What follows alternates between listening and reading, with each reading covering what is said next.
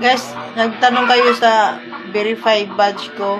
Hindi muna ako nag-subscribe sa ngayon kasi siguro saka na pagka may kita na tayo kay Facebook. Ni-unsubscribe ko kasi pag may laman yung Gcash mo, automatic nagkakaltas nga siya. Hindi tuloy ako makakapag minsan pag wala akong pang-load. Hindi ako makakapag cash in doon dahil nagkakaltas bigla. Kaya ni-unsubscribe. Pwede naman ibalik. Tsaka dun pala dun sa CapCut din. Buti sa CapCut kasi hindi siya katulad ng verified badge na automatic. Yung CapCut, pag na-expired na yung na-expired na yung subscription mo doon, hindi siya automatic nagkakaltas. Kaya dito kay Facebook, lugi. Kaya wag muna kayong kasi may nagtatanong nun sa akin na paano daw mag-subscribe sa Blue Badge.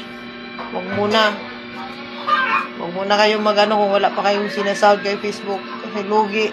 Kontakin mo yung $4.99 monthly. 29 pesos lang naman yung umpisa ng subscription doon. Parang sa Bisaya, pang pauwat lang ba? Pakati para makuhaan sa pinakadalawang buwan din yata ako noon. Yun nga, $4.99 yung pangalawang subscription. Bigla na nagkakaltas. Bis pambili mo ng ulam, pamasahe. Wala, kinakaltasan ni Facebook agad. $4.99, 500 din yun Tapos yung earnings mo sa isang post mo na 0.1, 0.2, ganun.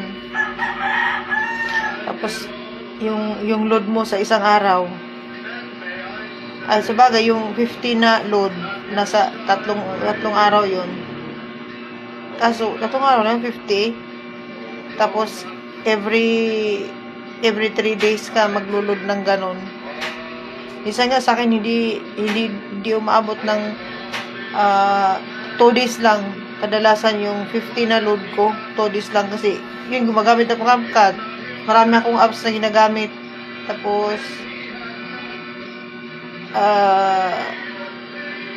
yung mga pag-i-edit ng video. Kasi yung mga reaction videos ko, may bayad yun. Hindi ka basta-basta makakapaghiram ng video ng iba na hindi ka muna magpaalam. May babayaran ka pang doon.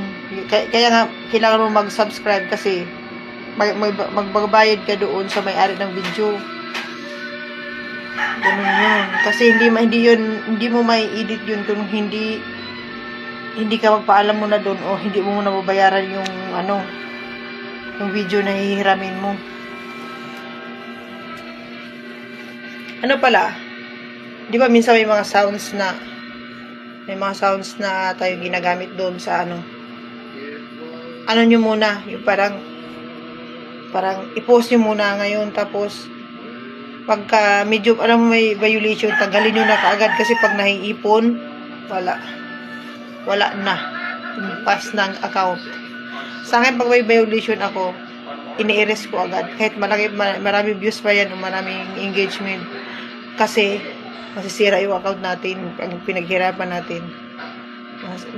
Siya pagka naipon yung mga violation. Saka araw-araw kong chine-check yung dashboard ko kung may violation ako doon sa mga video ko na yon o may mga copyright ako doon, ini-erase ko na. Hindi ko na talaga pinapatagal, nadala na ako dati kasi yung sarili kong boses noon, na-copyright pa ako sarili kong video, na-copyright pa ako. Kaya yung mga edit lang.